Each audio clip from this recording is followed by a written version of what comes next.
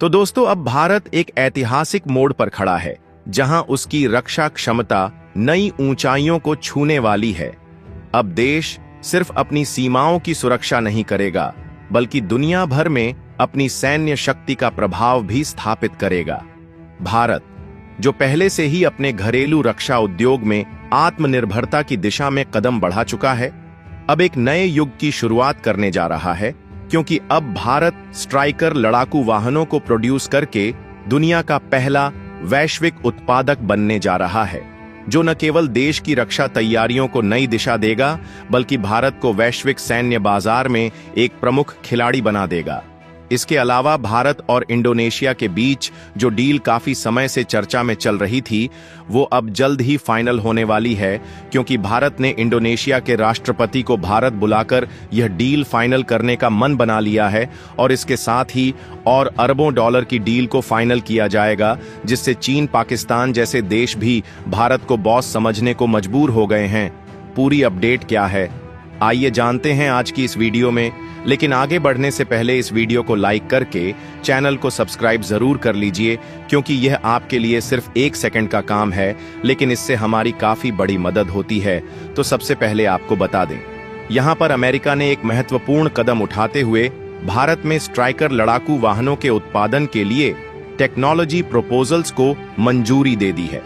इसका मतलब है कि भारत जल्द ही स्ट्राइकर लड़ाकू वाहनों का पहला वैश्विक उत्पादक बनेगा, जो भारतीय रक्षा उद्योग के लिए एक नई दिशा और विकास की ओर एक बड़ा कदम होगा।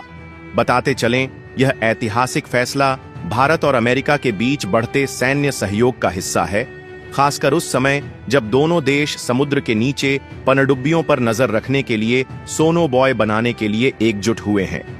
यहां पर अमेरिकी कंपनी अल्ट्रा मैरीटाइम और भारत डायनेमिक्स लिमिटेड (BDL) मिलकर इन सोनोबॉय का उत्पादन भारत में करेंगे।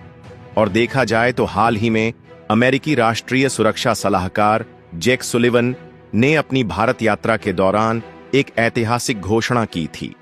जहां उन्होंने बताया कि बाइडेन प्रशासन द्वारा टेक्नोलॉजी प्रपोजल्स को मंजूरी देने का मतलब है कि भारत जल्द ही स्ट्राइकर लड़ाकू वाहनों का पहला वैश्विक उत्पादक बन जाएगा। इसके अलावा भारत एडवांस वॉर सिस्टम्स का प्रमुख उत्पादक और कटिंग एज मरीन सिस्टम्स का पहला विदेशी उत्पादक भी बनेगा। लेकिन गौर करने वाली बात यह है कि यहां पर भारतीय रक्षा मंत्रालय ने अपनी रणनीतिक योजना के तहत एक 3 चरणों वाली परियोजना का प्रस्ताव रखा है, जो भारत को वैश्विक रक्षा क्षेत्र में एक नई पहचान दिलाएगा। इसके पहले चरण में विदेशी सैन्य बिक्री FMS मार्ग के माध्यम से स्ट्राइकर लड़ाकू वाहनों की सीमित ऑफ द शेल्फ खरीद की जाएगी। इसके बाद दूसरे चरण में भारत में इन वाहनों का संयुक्त उत्पादन शुरू होगा, जिससे भारतीय रक्षा उद्योग में तकनीकी विशेषज्ञता और आत्मनिर्भरता को बढ़ावा मिलेगा। इस पहल से न केवल भारत में बख्तरबंद वाहनों के विकास का मार्ग प्रशस्त होगा, बल्कि भारतीय निर्मित बख्तरबंद वाहनों के तीसरे देशों को एक्सपोर्ट होने की संभावना भी सामने आएगी। और देखा जाए तो अब तक स्ट्राइकर लड़ाकू वाहनों के निर्माण और अंतिम संयोजन का कार्य अमेरिका के विभिन्न संयंत्रों में साझा किया गया है, जिनमें अल्बामा के एनिस्टन, ओहियो के लीमा और ओंटारियो के लंदन संयंत्र शामिल हैं। ऐसे में स्ट्राइकर एक 8 पहिया ड्राइव लड़ाकू वाहन, जिसे general dynamics land systems Canada ने अमेरिका के लिए विकसित किया है, एक बेहद प्रभावी और आधुनिक युद्ध प्रणाली है। और अब अमेरिका भारत से बख्तरबंद वाहनों की खरीदारी के लिए आक्रामक रूप से वकालत कर रहा है, जिसकी खास बात यह है कि यह वाहन 350 हॉर्स पावर वाले कैटरपिलर C7 इंजन द्वारा संचालित होता है, जो इसे बेहतरीन प्रदर्शन की क्षमता प्रदान करता है। इसकी रेंज 483 किलोमीटर तक है और यह अधिकतम 100 किमी घंटा की गति से दौड़ सकता है। ऐसे में अगर भारत यह डील फाइनल कर लेता है, तो भारत के लिए यह एक सुनहरा अवसर है, जो अपने रक्षा उद्योग को न केवल सशक्त करेगा, बल्कि वैश्विक बाजार में भी उसकी स्थिति को मजबूत करेगा। लेकिन गौर करने वाली बात यह है कि स्ट्राइकर को चीन पर नजर रखते हुए खरीदा जाना है, और उम्मीद है कि इन्हें पूर्वी लद्दाख और सिक्किम जैसे क्षेत्रों में चीन के साथ सीमा पर उच्च ऊंचाई वाले क्षेत्रों में तैनात किया जाएगा। इसके अलावा आपको यह जानकर हैरानी होगी कि हाल ही में भारत ने इंडोनेशिया के राष्ट्रपति प्रबोवो सुबियांटो को इस बार गणतंत्र दिवस समारोह में मुख्य अतिथि के रूप में आमंत्रित किया है, जो भारत के लिए काफी फायदे की सौदा होने वाली है, क्योंकि उनकी इस यात्रा के दौरान फिलीपींस के बाद इंडोनेशिया चीन का दूसरा पड़ोसी हो सकता है जिसके पास भारत निर्मित ब्रह्मोस मिसाइल की क्षमता होगी। इस बारे में भारत और इंडोनेशिया की सरकारों के बीच काफी लंबे अरसे से बातचीत चल रही थी, लेकिन अब वार्ता दूसरे स्तर पर पहुंच गई है, क्योंकि शुरुआत में ब्रह्मोस मिसाइल की कीमत को लेकर इंडोनेशियाई सरकार के रक्षा मंत्रालय में कुछ चिंता थी, लेकिन अब स्थिति में बदलाव आ चुका है। दरअसल भारतीय पक्ष ने इंडोनेशिया को यह विश्वास दिलाया है कि वे कीमत को लेकर उसकी चिंताओं का पूरी तरह से ध्यान रखेंगे। इस मुद्दे पर बातचीत को लेकर इंडोनेशियाई सरकार अब सकारात्मक नजरिया अपनाते हुए आगे बढ़ने को तैयार है, और यहां पर भारत ने न केवल इस वित्तीय संवेदनशीलता को समझा, बल्कि इंडोनेशियाई पक्ष को ब्रह्मोस मिसाइल की खरीद के लिए कर्ज की सुविधाजनक व्यवस्था भी प्रदान करने का आश्वासन दिया है।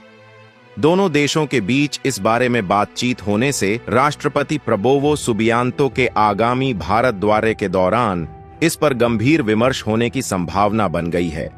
इस पहल से भारत और इंडोनेशिया के बीच रक्षा सहयोग को नई दिशा मिलेगी, जो दोनों देशों के सामरिक रिश्तों को और मजबूत करेगा। लेकिन आपको यह जानकर हैरानी होगी कि यहाँ पर इंडोनेशिया के राष्ट्रपति भारत तो आ रहे हैं, लेकिन भारत के साथ साथ उनका पाकिस्तान का दौरा भी प्रस्तावित था, जिसके चलते इंडोनेशिया के राष्ट्रपति प्रबोवो सुबियांटो की भारत यात्रा ने अंतर्राष्ट्रीय राजनीति में हलचल मचा दी है।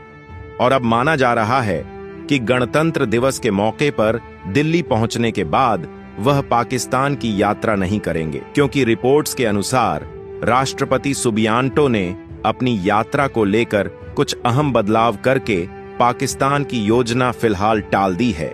जिससे पाकिस्तान बौखला सकता है। तो दोस्तों, भारत और इंडोनेशिया के बीच जो डिफेंस डील होने जा रही है, उसने भारत को डिफेंस सेक्टर में आत्मनिर्भर भारत की ग्लोबल पहचान बनाई है।